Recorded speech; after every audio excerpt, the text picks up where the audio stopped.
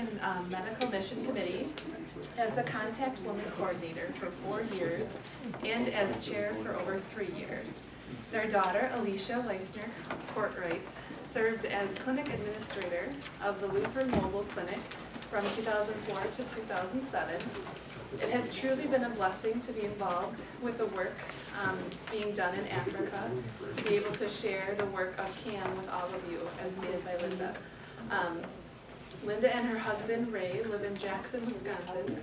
Today, Linda is here with us to give a photo presentation about CAMM clinics in Malawi and Zambia and talk about the impact they have been having today.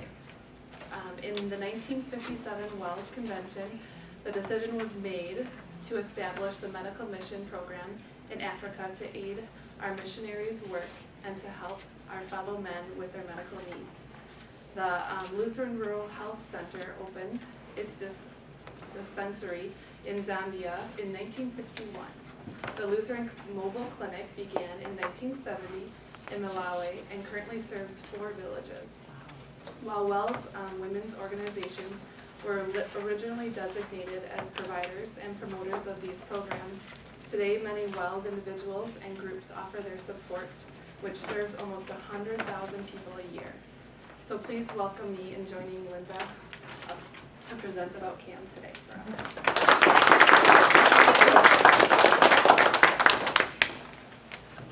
Again, I am Linda Liesener. I'm the current chairwoman for the stateside committee that oversees the operations in Africa for the Central African Medical Mission.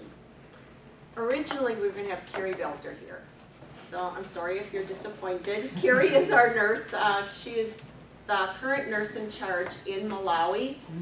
And when Suboha and Amy had asked if we'd be able to have a CAMM rep come and present today, we thought, this is great, Carrie should be back. Well, I don't know how familiar you are with things in Africa, but Africans don't wear a watch. Time means nothing. And just to explain, Amanda Oswald is the young lady, the RN that we accepted to be the next nurse in charge. She is currently in Malawi going through the orientation process. We submitted Amanda's application for her temporary work permit the first week of August. It was approved August 22nd. The paperwork that said it was approved was dated the end of September. It was mailed to our missionary the middle of October, and he received it at his house the end of November.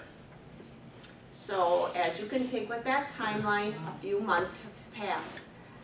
Amanda needed to give her work employer at that time, the hospital, 1 month notice so that they could get someone else trained and in line. So that put her on the field in January. And with an 8-week orientation, unfortunately, Carrie will leave to come back on Wednesday. So we weren't able to get her here quite with enough time. So again, I am the chairwoman, and I give presentations all over the United States, so I feel very comfortable in doing this for you. A couple things struck me when I was listening to the presentation about cystic fibrosis, and that God gives everyone different strengths and abilities. And I feel like my strength is organization, PR, being able to have people skills. I'm also blessed that since 2007, or 2004 is when I actually became involved with the medical mission. And that's when our daughter, who happens to have her degree in public health and epidemiology, called us and said, Mom, Dad, I think that we really have a great health system here in the Midwest, and I'd like to go and help over in Africa. I'd like to help with the Central Africa Medical Mission. And Dad and I went, you want to go where, and you want to do what, and how? That gives me a special insight being on the committee, that when we look for applicants for our positions, I'm looking at it from a different viewpoint than maybe the skill set that all of you would have as nurses. So again, it was 2004 when she made that call to us. Alicia did serve in Malawi with the Lutheran Mobile Clinic from 2004 to 2007. And during that time, I had the opportunity to go over there and see really what our clinics were about. Obviously, it left such an impression. I was just in awe. It was one of those, like, you don't want to be a tourist, and you understand, but I just overwhelmed with the response that the people in Malawi were giving to our clinic, because as it was brought out in that presentation, something we take for granted, the compassion, the care, the trust, the confidence. Please don't take that for granted. It is something that you don't find everywhere. And that is the case in Malawi and Zambia. That puts our clinics as model clinics because they do receive that kind of care when they come to our clinics. So from 2007, when Alicia returned, is when I stepped onto the committee. I began as the contact woman coordinator, and again, currently I've been the chair for the over 3 years. Our clinics in Malawi and Zambia are very different. How many of you are familiar with CAMM? Okay, so about half of you are, not everyone. We originated in Zambia. When the missionaries went over there, their skill set was preaching the gospel. What they found they needed was someone to address the health concerns of the people living in that area. So they came back and requested some help with the medical services. And that's where the first dispensary was built. Now, keep in mind this picture, kind of put that in the back of your mind, because we'll reference that in a little bit. Historic Day is coming up. Unfortunately, I don't have the mouse to keep forwarding the pictures, so please excuse the fact that I'm going to just keep hitting enter. Our clinic in Zambia is known as a stationary clinic. It would be similar to a clinic that you would go to here. One building, the people walk or come to that clinic 5 days a week, sometimes 6, to be treated. These are staff, and this is what the inside of our current clinic building look like. Now, according to the standards of American clinics, it's really not much to look at, I'm sure. But in African standards, this really is something very special.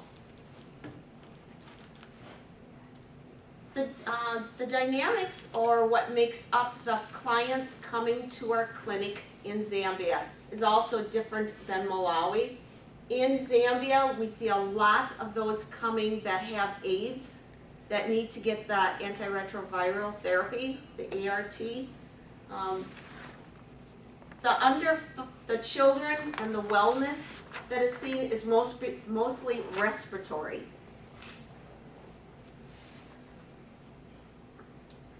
And again, this is all pictures from the inside of the current building. Our clinic is run by Jackson Kalekwa. Jackson is a very well-educated, very soft-spoken person, does a fantastic job not only seeing patients, running the staff, getting the medicine. He does everything. So we're very fortunate, and I guess we're going to be very sad the day that he tells us that he is moving on. Jackson was recently diagnosed with diabetes, and unfortunately that is something that is creeping up more and more as the tests are available, although he assures me that, sister, I've got it under control. You don't need to worry. I will let you know when it's time for you to be concerned. We're going over there in July, so I'm hoping he's still telling me that at the same time. But this is our staff that's currently in Zambia. Jackson is down at the end. Jackson had the ability, chance to come and talk to the LWMS convention back in 2000 and I believe it was 11. And he stayed at our house, and we had the opportunity to take him to Walmart.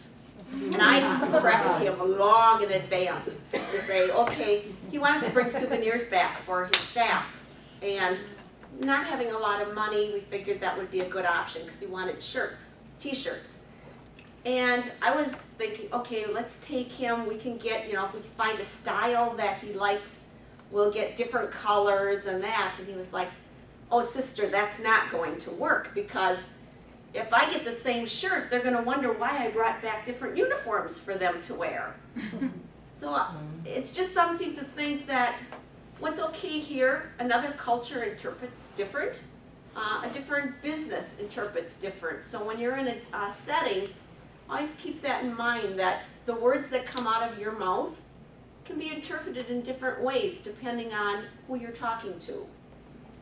So needless to say, we did get him enough souvenirs for him to bring back, and he was not completely blown away by Walmart.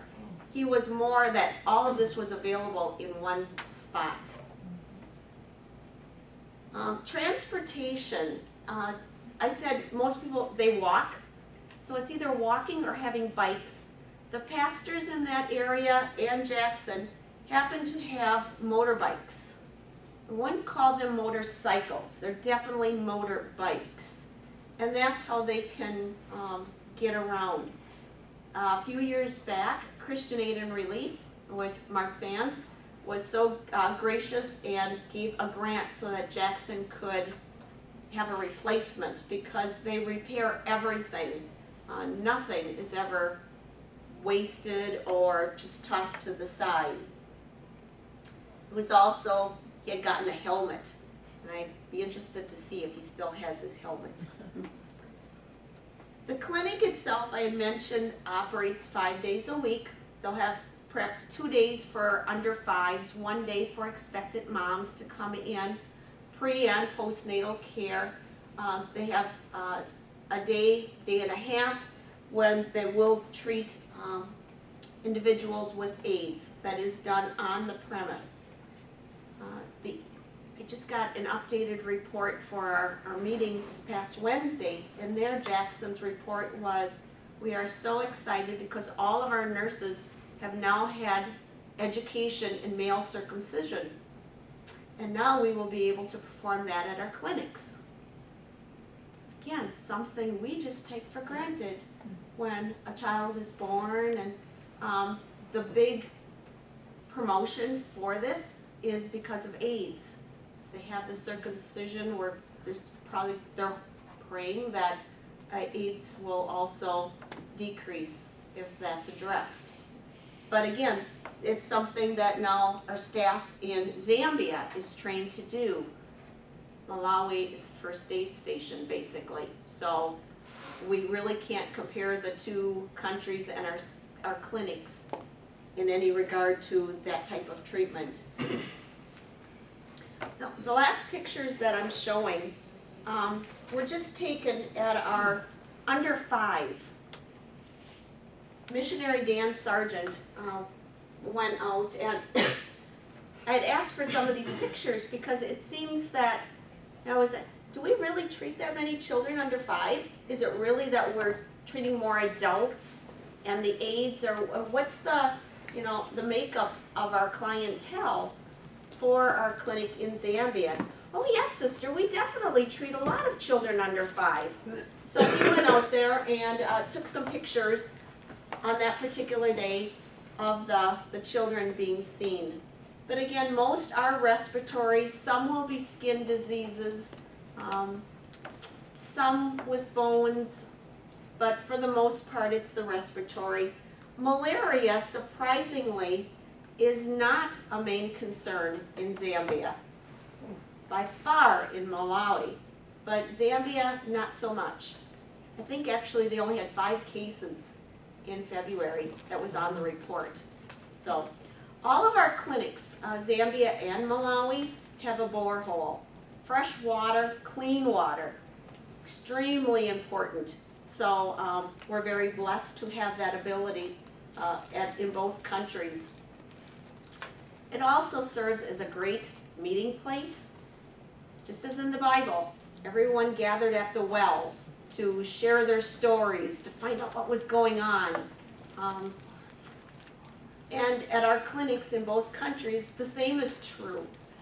Our clinics serve as churches on Sunday, but the other days of the week, the clinics do have other activities going on, and by having the boreholes there, the people feel very comfortable coming there, getting the water, washing their dishes, their clothes. Just there's, like you can see here, there's areas, children that play there, and just to share things that are going on in their lives.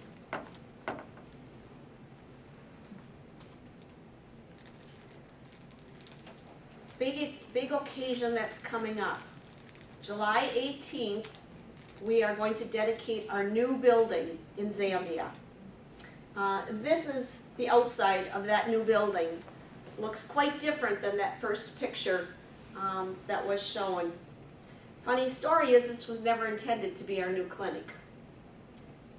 God's work, since I've been on the committee, I've learned to just throw my hands in the air and say, Lord, I'm simply a tool to be here and have your work be done.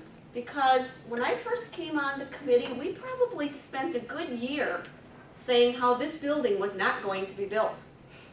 And there was no way that this building was ever going to be on our property. Funny thing is, when a building is up, it becomes the owner of the land. It doesn't matter who funds it, whatever. This was supposed to be a TB clinic. And as it started back in about 2007, we got a notice that said an outside group was coming in, and the Zambian Ministry of Health said, yes, we need a TB clinic, and that's where it's going to be. And stateside, we were like, no, no, no. And the emails would come, sisters, you'll be so happy, the loads of brick are starting to arrive. And as you can see, those brick were cement blocks. Over time, more and more brick arrived. They probably had enough cement blocks to build 3 clinics.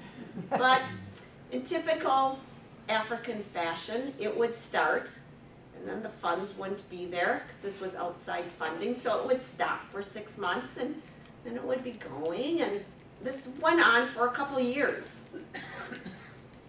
Then I suddenly get an email from Jackson that said, sister, you will enjoy this. Our clinic is almost finished. However, the Ministry of Health has determined that it can no longer be used for the TB clinic because during this whole span of time, technology, instead of the TB patients having to come to clinic to be tested, there is now in-home testing. So there is no need for TB patients to come to this clinic.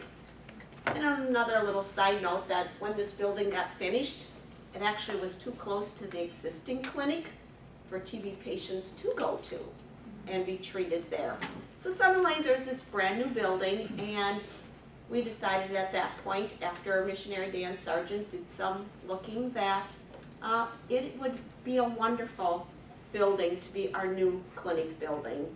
And the staff, Jackson and the staff, is just ecstatic because as you can see, it's got bars and windows and doors and spacious, so that some of you, are any of you going to Zambia in May or June with Professor Carey or Dr. Carey? Okay. It's very warm. At certain times of the year. It's very muggy. And the other current clinic building, our current one, is not very well ventilated. It's not the best working conditions.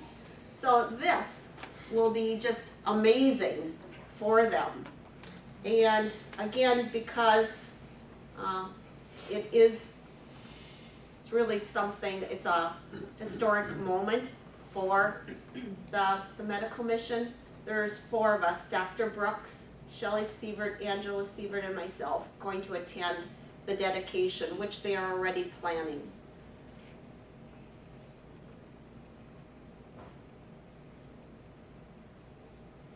And this is Jackson. And again, the bars, we always concerned that with the medical clinic, years ago they used to do birth deliveries at the clinic, and then for security reasons they stopped doing that. Now we noticed in February there were again 4 live births at the clinic. So security is always something that we are thinking about. And yes? I'm not making the connection there. Okay. Years ago, they were always concerned that if there was a delivery, it was 24 hours a day. And our staff would be at the clinic when you have medicines and vaccination, medications and that people were at the clinic. And if anyone was going to come in to either steal or do any harm, they would be also at these clinics at the building when someone might be having a delivery.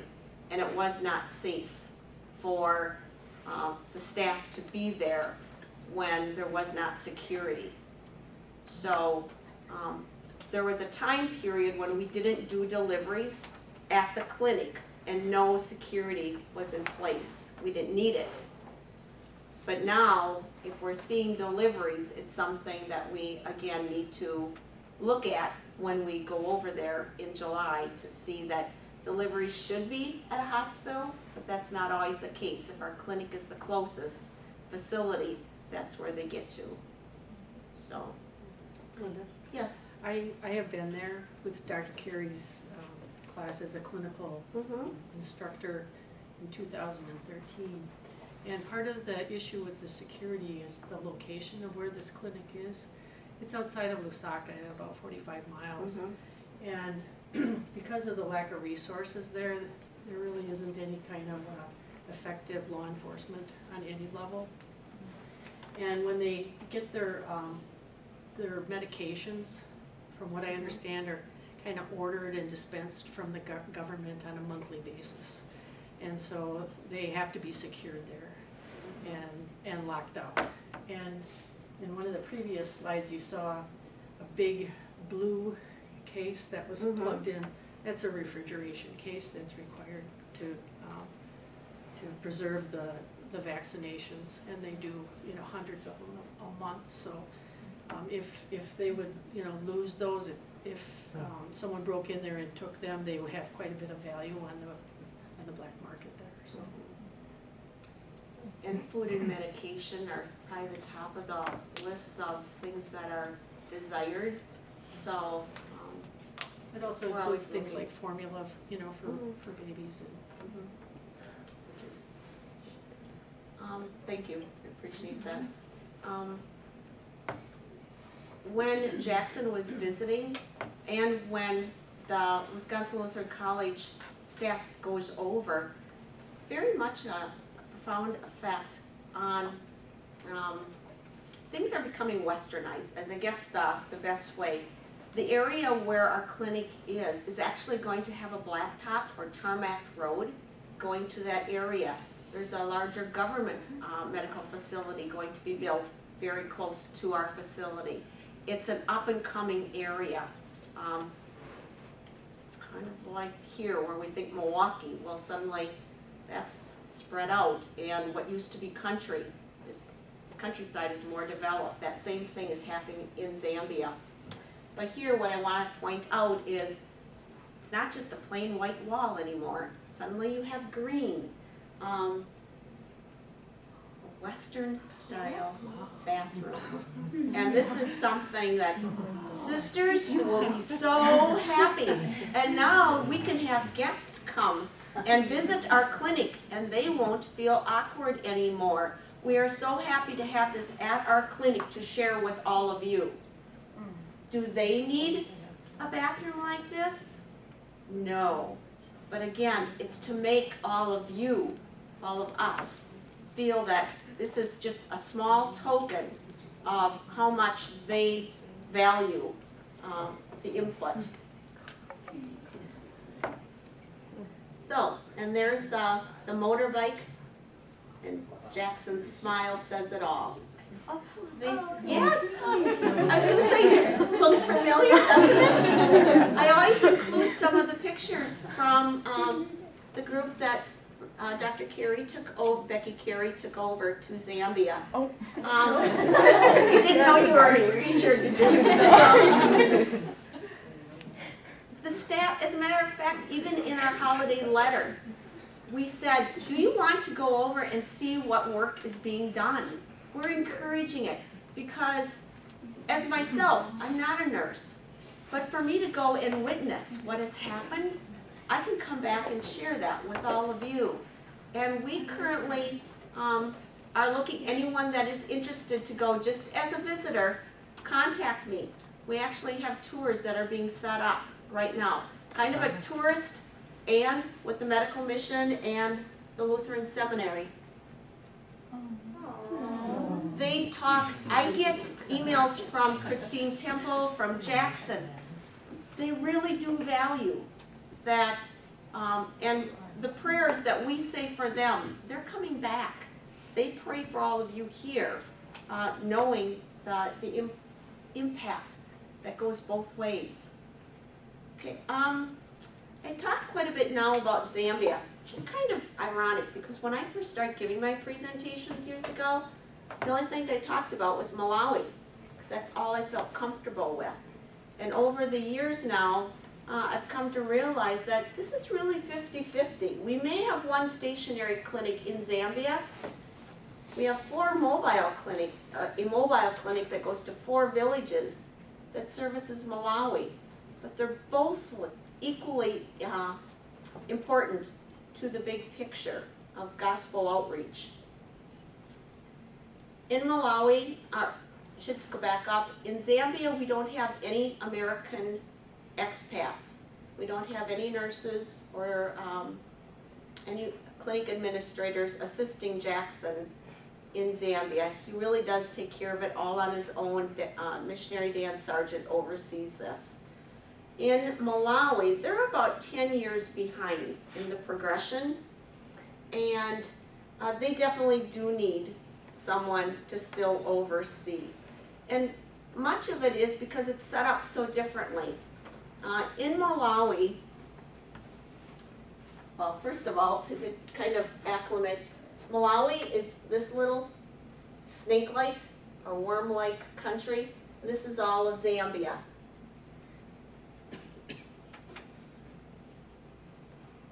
When our staff wakes up in the morning, it's usually around 6:30. When I say our staff, I'm referring to Ellison Westfalt is our clinic administrator, and then we have Carrie Belter and Amanda Oswald, nurse in charge. They get up early and they go out to the pharmacy. It happens to be on the same property, and they load up all the medications, water, anything that they think they're going to need for that day. And it is loaded up in a Land Rover. That's the vehicles we get from Toyota, and we keep 2 of them. Until a few years ago, they were operating with 1 when fuel was at such a shortage. We had 1 going back and forth, and financially things just weren't enabling us to have 2.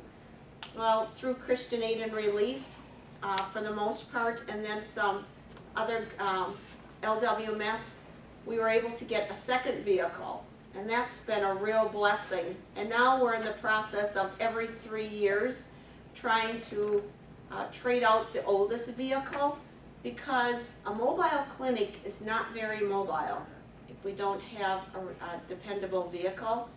And the terrain, hopefully I've got a picture in here that I could show you the terrain of Malawi. Very hard and demanding on vehicles. This is the entire staff. Now that looks like an awful lot of people.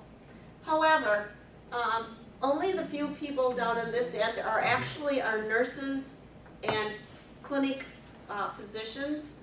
The rest of them are maintenance people, gardeners, drivers. They employ close to 20, a little over 20 people in different roles at the 4 different sites. This is the back part of the nurses' residence. Our nurses live in a very nice ranch-style home on a property. And alongside of their ranch-style home is this home, which Kennedy, the housekeeper, lives in with his family.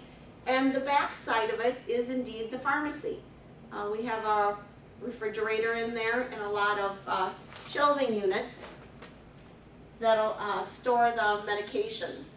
The property in Malawi does have a 6-foot wall built around it with brick and has the wire on the top. It's very typical of every other property in that area. We do employ 2 guards also. So for the safety of our staff that is there and for the medications. This is Megan Bale. Some of you may recognize her. On that far side, Allison Westfall, a current clinic administrator, and Carrie Belter. This is Amanda Oswald, and she, like I say, will be or is our current nurse in charge. That's what the inside of our pharmacy looks like. Not exactly like your Walgreens, but what happens is just about every day the nurse in charge will take a little bit of time and go into Lilongwe, which is the capital city, but also where they reside, and we'll go to the Ministry of Health and get the medications that they will need. Sometimes they're going to go and say, I need 200 bottles of this particular amoxicillin, let's just say that. And the Ministry of Health will say, well, sister, we know that, that's very important, and we can only give you 50 today. So they'll gladly take that 50 because there's no charge for that. And they'll go put that in the vehicle. They will go back to the back of the line, go through the line again, and they may say, oh, sisters, well, we didn't have to disperse everything today, so we can give you 50 more. Okay, take care of that. Very much of their day may be spent just trying to get the necessary medications for that week or that day, depending on what time of year it is. Sometimes we're going to go back, and at the very end, they may say, well, sisters, we know that you need that for the epilepsy patients, but we just don't have anything we can give you. Well, what if we're able to pay for that? What if we're able to?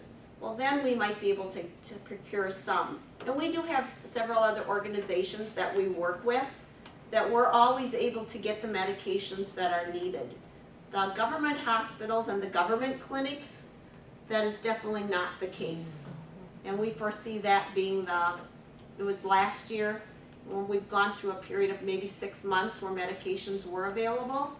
And we foresee going into the next 6 because of the flooding and all the things happening in Malawi, that things are going to go on the very tight end again. So in Malawi, we don't have the 4 seasons. We have wet and dry. This is a picture of what wet looks like. And we have a very skilled driver who, if the driver says it's not safe, they turn around because they know that he will get. The people that have walked to those clinic sites have been waiting a very long time, and they know that ambulance will come. And if it doesn't, it had to be something very serious that stopped our staff from getting there. This is what one of the roads will look like. This is what I took when I went, and we were looking for a possible 5th site, and they said, they go by landmarks. You go till you see the big tree. It's the only tree, so I'd call it a bush, but go to the big tree, turn in front of the big tree, and someone will meet you. And just as in the Bible, you turn on that road, and people, because they don't see a lot of vehicles, they hear a vehicle, they know someone important is coming, and they come out to greet and escort the ambulance to that village. So, let's see, very eye-opening. For distributions, when I had mentioned the 4 clinic sites, all the people will walk anywhere from 20 minutes to an hour, hour and a half to come and be treated. During the different times of the year, it may be what they call hungry season, when the crops that they had, the food that was stored is gone, but the crops really aren't ready to take out of the field yet. So there's this hungry season, the period where there just is not any food. So when they come to our clinic on that day of the week, they do distribute formula for the younger, for the infants that are very vulnerable, and also nutrition. Whether it's maize, they don't hand out the oil anymore, I was told, but they do hand out additional maize to help get them through. When, after our staff has loaded up that ambulance, they've gone on the roads, they get to the clinic site, they'll ring a tire, just a big tire rim, and that's the bell that signifies the clinic is going to be starting. Everyone will gather around. All the clinic days start with the devotion, and it's usually led by an LCCA pastor, the Lutheran Church of Central Africa. Sometimes if he's not available, our head nurse is Alfred Magumbo, and he is the son of a pastor, so he will lead the devotion. And, but we always try to have someone qualified to lead that. After the devotion, there's a health lesson. When I was there, it was about water, how water cleanses. So they talked about making sure things we take for granted, they have to be told over and over again. You know, keep the flies off your food. Wash things. By washing, you will be clean. And that also tied in with the devotion that they had that day. After the devotion, they will all go to their respective entrance to the building. Any of the clinic buildings that we've got selected have at least 3 doors. So if it's children under 5, they're getting a vaccination or being seen for something, they're going to go maybe to the front door. If it's the expectant moms, they know, just go around, go to the back door.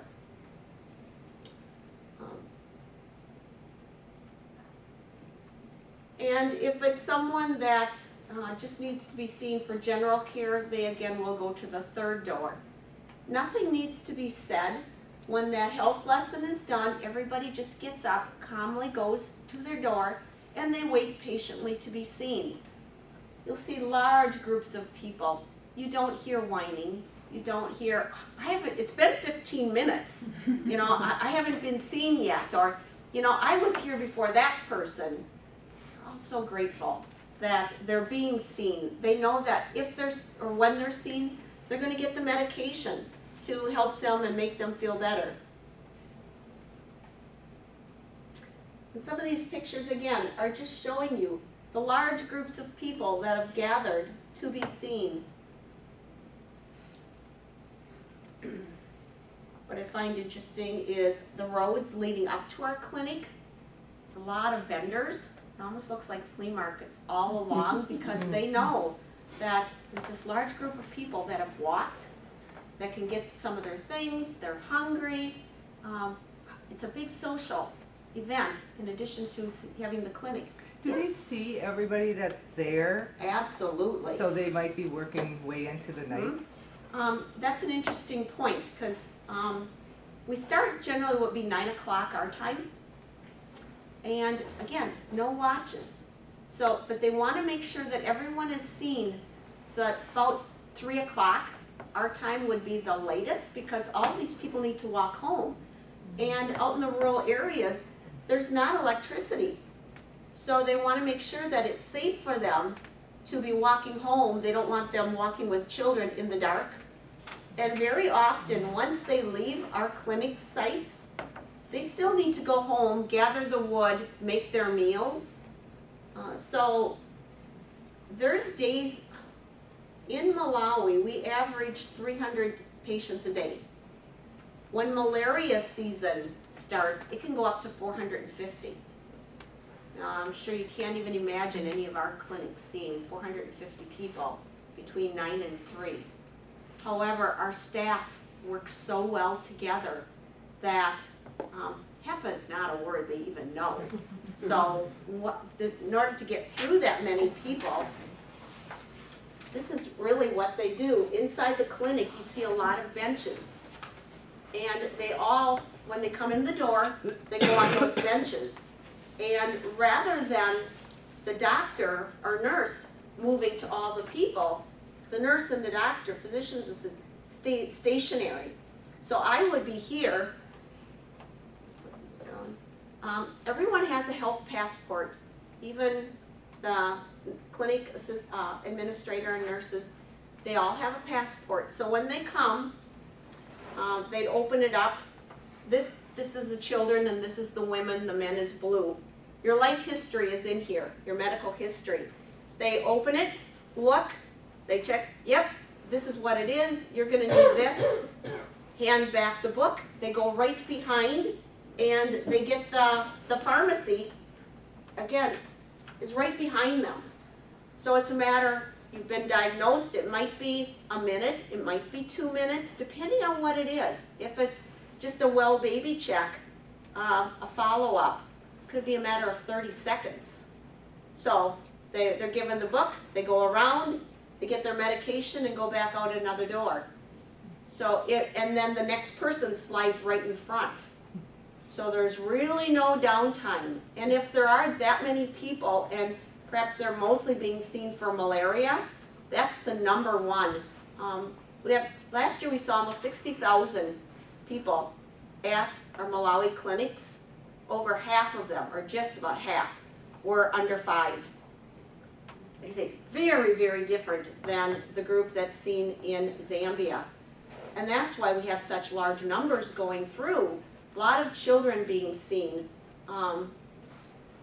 So again, if our staff sees one line, perhaps for the children, is very long, they all pitch in and will break out so they can have that line go a little faster.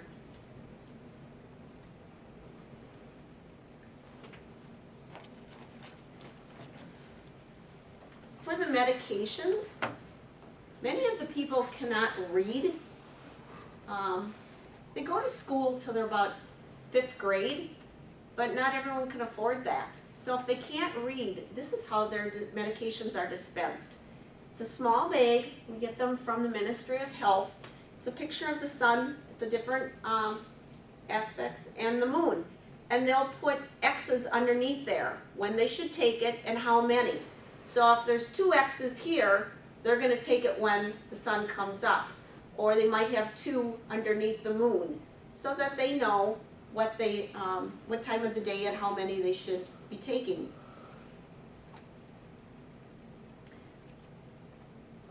Often I'm asked questions as far as, progression.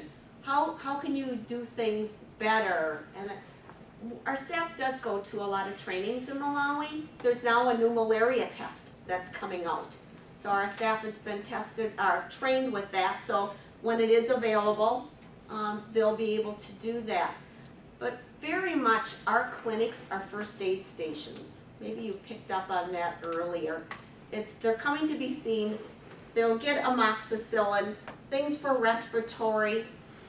If they get someone that's very malnourished, we need to take them as a referral to something done by the government. It's actually a 2-week in-residence program that the children are enrolled into. What I'm showing here are the 5 different clinics. Let me just back up one. This is Malalamwe. This is very special because our clinics, again, I had mentioned, are also the sites of the churches on Sunday. And this clinic, this is the original clinic church. And as you can tell, it is so small that people couldn't really fit into it. So people were outside. And then a second church, the new church, was built alongside of it to accommodate the larger groups. We still do use the smaller building as our clinic, but very often the people are outside waiting. This is the inside of that church. And I had the opportunity to visit that. The cross is actually open air. So you can see the birds, the weather. They say very beautiful. Things are very simple, but they leave quite an impression. I think we have so much that it takes away our ability to see the beauty in things that are just the simple. And again here, one of the clinics in our ambulance. I had mentioned with the boreholes, the water.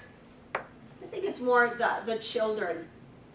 Again, in Malawi, you see so many children there. They work very hard. They're gathering wood, they're gathering water, they're caring for siblings. Electricity is definitely available in Lilongwe in the city, but you go out to the outer villages and you do not have electricity. Life is very different, very much a contrast. We have two of our sites that currently the borehole is not working. One is just in a very dry area, so when our staff goes out to that clinic site, Tonga, they bring the water along with them. And then they also pay some of the ladies to go down to the river and bring some water up. The boreholes are actually the responsibility of the villages there and for some ownership. So they do need to keep them repaired. It's part of the agreement for our clinics to go. However, it's not unusual if they need a piece and they need something that's pipe or metal, they happen to know where they can find some pipe. So occasionally there's a piece missing and then it's got to be replaced. All of the clinics also have kitchens. I had mentioned that we provide something for them to eat. So the kitchens we're in the process of having all of the kitchens made of brick. This one still happens to be a thatched. And it's really just they don't have, like say, the electrical, they just need something to protect them from the sun when they're making these big bowls of porridge, ensima. That is one that was just finished for $300, it's hard, I think, really to see that, but for $300, they can build an outdoor kitchen like this. So we're in the process of having them built at each one of our clinics. This little boy, you've probably seen him on several of our brochures or calendars. Leaves quite an impact because you think, oh, look at that big bowl of porridge, or, you know, is he going to eat all that? The people in Africa, in both countries, are very soft-spoken. They're very content with what they have. They may have very little, but they're content with that. So when we're distributing this extra food during the hungry season, you won't find a mom coming up saying, I have 5 children, so I need 5 bowls. I'm sure you've heard that around here, whether you're at the store or something, or you know, a meal where it's like, I need, I want. Well, when it's hungry season, they are just so grateful that something is being distributed. So a lot of times they'll get a little bigger bowl, and that bowl will then go back, and siblings, parents, grandparents may all be sharing from that one bowl. But they won't ask for more, but it's always received with graciously. Eyes tell a story, don't they? This is the staff again loading up all the extras. This young child, as you can tell, in need of some serious medical attention, the malnourishment. And again, this would be a case where our nurse in charge or the clinic administrator would take this child, and it usually is a parent or a grandparent. We had a situation where an older sister was in charge of the child, and our staff had to go back to the village to get permission from the tribal leader that they would be allowed to go to this residence and be treated. Because without that permission, they could have been kicked out of the village. Witchcraft is definitely one of the biggest challenges that is faced in both countries. So it's something that we always have to be in tune with the cultures of those areas that we're servicing.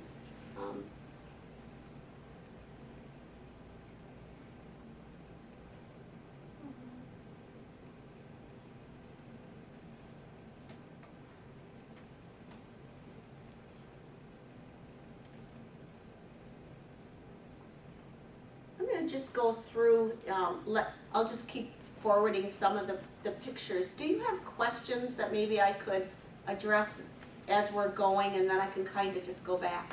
I'll go right. Do they give ARTs out at the Malawan? Not in Malawi. Not in Malawi. Nope, because like I say, it's really not set up for that. It's set up that we go out with the basic first aid. Like I say, it's really amoxicillin, some antibiotics, a lot of cough syrups. You wouldn't believe Tylenol, ibuprofen, you go to the store and pick up, right?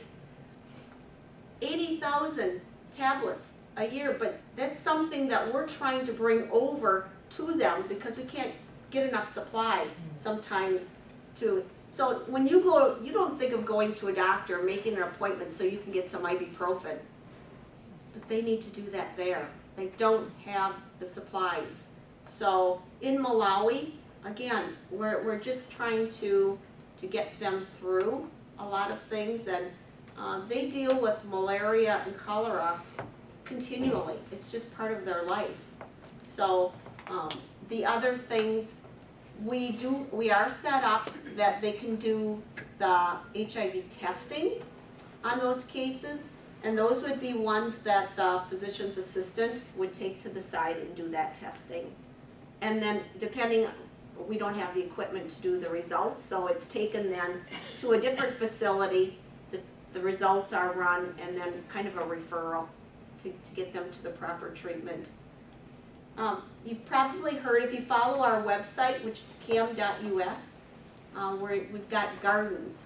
We've planted trees. We're trying to do more with organic gardening to go with the educational process at some of our clinics. Yes? Great. You. Okay. I was just wanting to know, I know Ebola was further west in Africa, but I was wondering, are you running into any of that in Central? That's one I could actually say very confidently.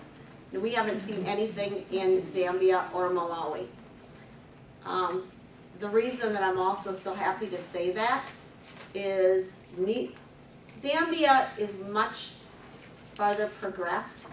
If Ebola gets in Malawi, we've got serious, serious problems because our clinics, even though they're first aid, are considered top. They're considered model clinics. When Amanda is going to the government hospital to do her training, they have to do so many days in order to get their license, in order to be able to practice in Malawi. We can't let them go to the government hospital for any extended period of time because it's just so depressing. Because things that you know are, well, if we just do that, we could save that person's life.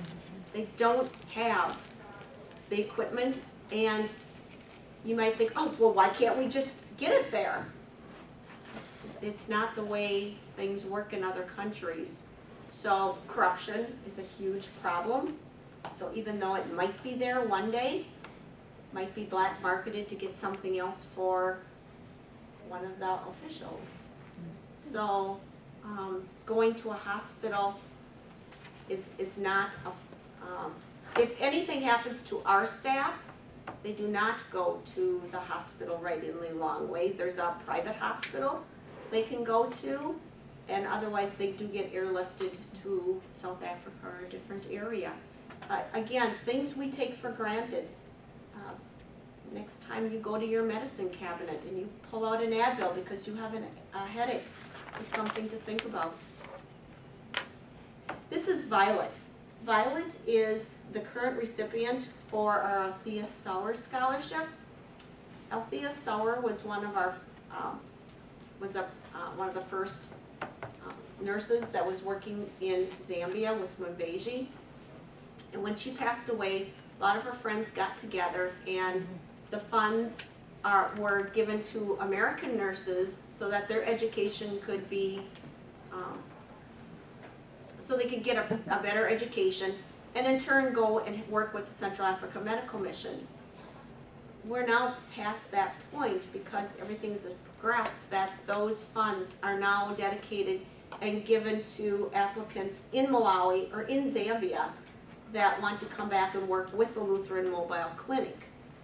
We've had 3 recipients, and Alfred Bagumbo is one of those who is currently working with us. And Violet is in her 2nd year of schooling. There are a lot of very good schools for nurses, and there's a lot of nursing positions open, but a nurse in Malawi is very much a spectator. The family does most of the care, whereas the nurse is the one that just oversees it. So that's why we're excited when we can provide these funds. And again, we're also making it so that the future of the Lutheran Mobile Clinic and our clinic, the Lutheran Mission Rural Health Center, is in the hands of the Lutheran churches in that area. Because this is here, I'll explain. One of the projects we started last year, just before Easter last year, was cross necklaces and cross in the pockets. And we had a couple schools that did these, and they went over about 500. And the Carrie Belter was saying, oh, we could have had 3,000 and still had requests. What we have to be careful for is witchcraft. Very often they'll tie a string and something around to ward off the evil spirits. So we always make sure that, okay, they understand that this cross is their salvation and the message behind it. But they're being so well received that we've got, I think we had about 5,000 that are currently ready. We sent 1,500 over to Zambia and about the same now to Malawi for Easter. Children's Health Weeks in Zambia, they see about close to 4,000 children, 2 different week periods. So we're getting these together to send over or take over when we go in July. But again, it's a way that we can spread the gospel when people come to our clinics. I know my time is up, so real quick, these last few are about some scenery, because we often think of the devastation and the poverty. And I had mentioned the people in Africa, Malawi and Zambia, are very happy. They're very content. They want to share what they have with you. We always think it's the other way around. And they do have so much to share.